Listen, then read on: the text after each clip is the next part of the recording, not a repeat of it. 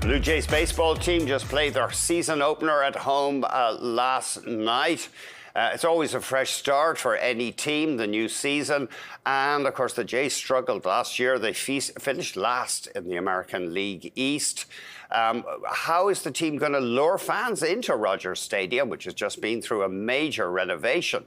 We are joined by the Blue Jays president and CEO, Mark Shapiro. Thanks very much for giving us the time, Mark. Absolutely, Andrew. Good to be with you. Just remind us, you spent something like $300 million doing up the stadium. What were the main changes you made? Well, it was actually above 400 million, and it was over 2 off seasons, even bleeding into a third a little bit.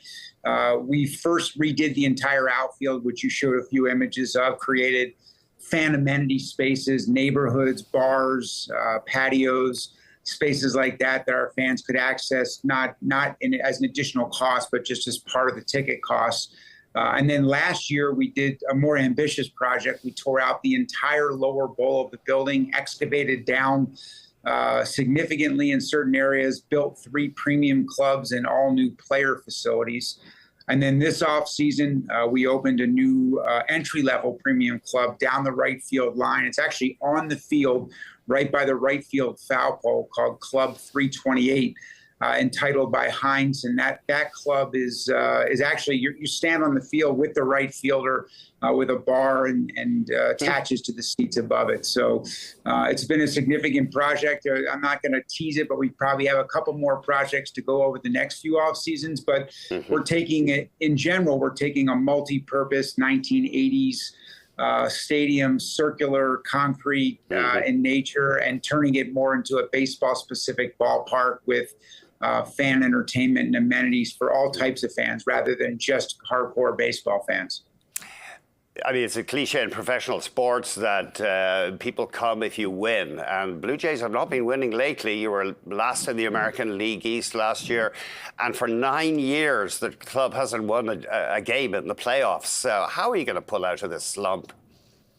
Yeah, well, baseball's not, that's only part of the information. Baseball's not a game where winning in playoffs predicates success. It's very hard to get in the playoffs in baseball, much harder than all the other major league sports.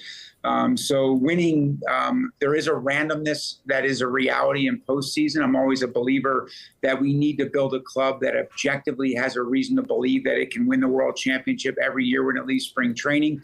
We need to get in the playoffs as frequently as humanly possible. If that happens, we will bring world championships back to Canada, which is our goal. But the things that the covenant with our fans that we seek to deliver on is to have a team that all Canadians are proud of, that recognize what it means to be Canada's team, that competes in a championship caliber manner every single day, and more often than not plays in the playoffs, and deliver a superior fan experience. And I think, you know, that's a reality in today's world in professional sports. It is still sports and entertainment. Not every fan comes only to see a team win. That is always and will be the biggest lever. But a lot of fans come because of what makes baseball special, the ability to create memories around the game, to connect generations around the game. And we have more ways to do that now at this ballpark for a corporate customer, for a fan, you know, multi-generational fan, for a group of friends that just want to come and have a couple beers and watch the game and just be at the game. So we've got a multitude of ways for people to enjoy baseball now. What about re-signing Vladimir Guerrero, the star? Because that'll be a blow to the team if he doesn't stay on. What's the latest there? Yeah, I'm optimistic. I came out and said that during my spring media avail. I think we start with a commonality of what the end goal is. Vladdy wanting to be that very special player that signs, developed, and then comes to the big leagues and has a chance to play his whole career in one place. We recognize what he means to the fans, and we want to keep him in a Blue Jay uniform for his career.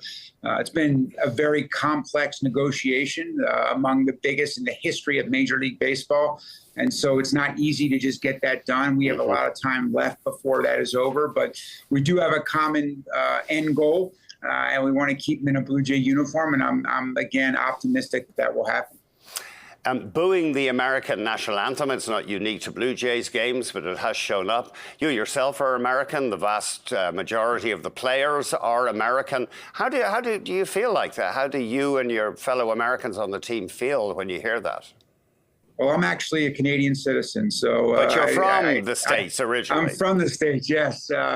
Yeah, I mean, I think it is tough to hear boos for any reason. I think what's most important for our players to remember, and I don't know whether you heard, there were actually very few boos last night when the anthem was played. But I think what's important for our players to remember is being sympathetic with the reason why those boos are resonating, understanding the positions that are creating those boos, but also being hopeful that baseball, as it has been throughout history, is not a place for political discussion, is not a place to engage in polarities, but is a place to escape from some of the things that are going on in the world. Throughout the history of Major League Baseball, it's been, whether it's been wars, whether it's been 9/11 and other tragedies, baseball's been a place to get away from those things. So our hope is that baseball and professional sports are not a platform for political discussion, but a platform for community bonding.